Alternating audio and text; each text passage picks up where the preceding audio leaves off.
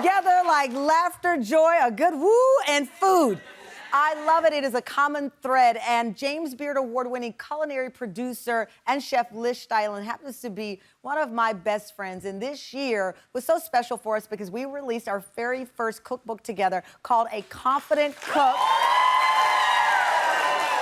And what's so cool is that we've been able to travel around the country, meeting people, sold-out events all across this country. And together, we've really, I think, started this reminder of what it means to be curious and what it means to bring friends into our lives. And today, we've got two of our recipes that are perfect, I think, for the holidays. Let's bring her out, my co-author of A Confident Cook and my sister, Lish Steiling. Come on out, Lish.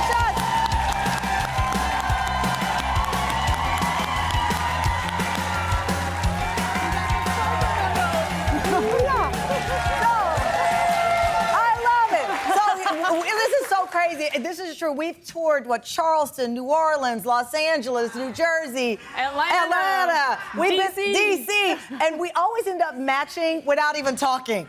Seriously, we did not plan this. We did not plan matching outfits. I love this recipe in our cookbook. Lish is, as I tell people, one of the most sought-after recipe writers in the entire culinary world.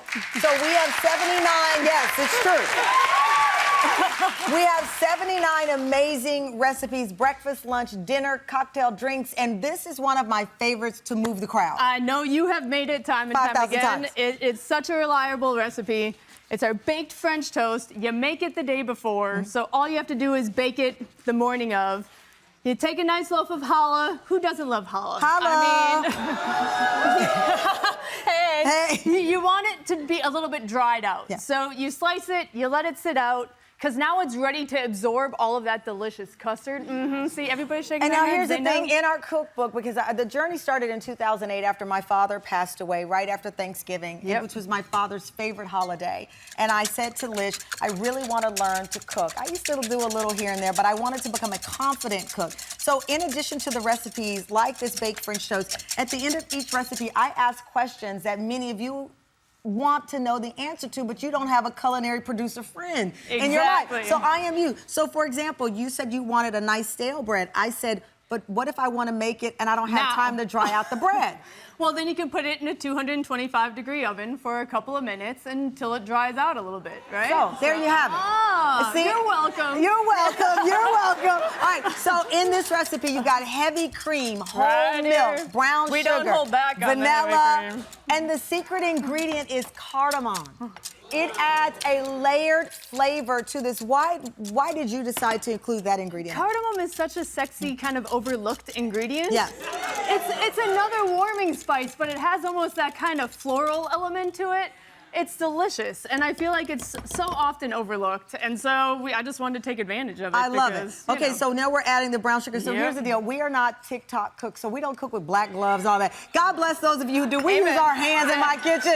We get down. So we have this this beautiful custard that we have, and so in your dish, we butter the dish. I know, again, we are a Wisconsinite and a Texan. We love butter, bacon. We don't shy away from We don't shy away. Everything in moderation in our book. So what we're doing here is shingling the bread because this will allow for the custard to get underneath. But a lot of times people will just put it in the flat in the casserole pan, and then you get that and it's not soaked under. We want every inch of this bread to be soaked in. Now, again, this is why I love this. You're going to pour it over the bread. You're going to press it down slightly. And then Lish will cover it with plastic wrap. And then you refrigerate it overnight. Yes.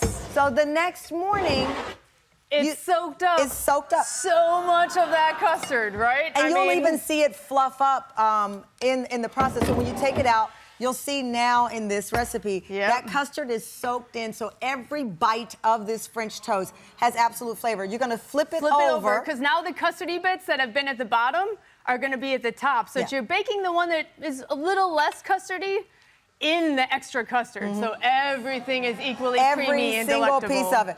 And so you're gonna bake this for about 15 minutes covered and then 30 minutes uncovered until the custard's set and it's golden brown and it smells delicious. It smells delicious. So, and this is a secret that I do. So, what I love doing is I flip it, and then when it's baking for the 30 minutes, this is when I make the topping for this, which is our berries. Now, for adults, we call it Boozy berry. But if you don't want any alcohol, you can make this for a kid-friendly. Or you have kids. Or if you have kids. And what the alcohol is just a little Prosecco. So we're not going crazy here, but it adds a good little spice. You also use rose water. Yes, I love rose water. Rose water. We always joke that my wife loves like old lady smells and flavors.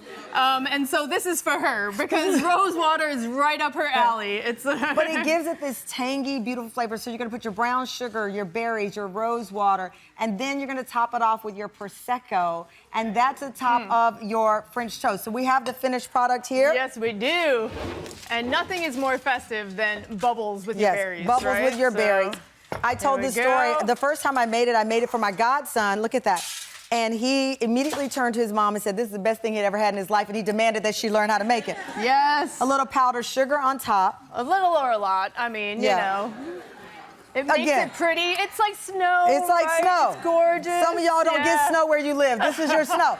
All right. Feel this guy from All right, so you mix your berries up. It's going to soak up all of that flavor. And when I tell you, it truly is one of those rewarding things to make. Yes. Because we also have tips on how to make the most perfect bacon of your life in the cookbook. So in my home, I believe in you have to get in there, get in where you fit in. There is no formality. So this is the kind of dish you put it in front of the group. Got a little maple syrup there. Because you never have too much sweet on the holidays. And you see the jiggle all the way through in this, right? Like, it's custardy. It's custardy. It's amazing. And it is a crowd pleaser. I'm going to take a bite. I already know it's good, so you don't have to ask me. Coming up, though, as I said in our book, 79 recipes, we also have drinks. We're going to make a maple coffee drink that is perfect for this baked French toaster. Anytime, we'll be right back. Happy holidays, time fam.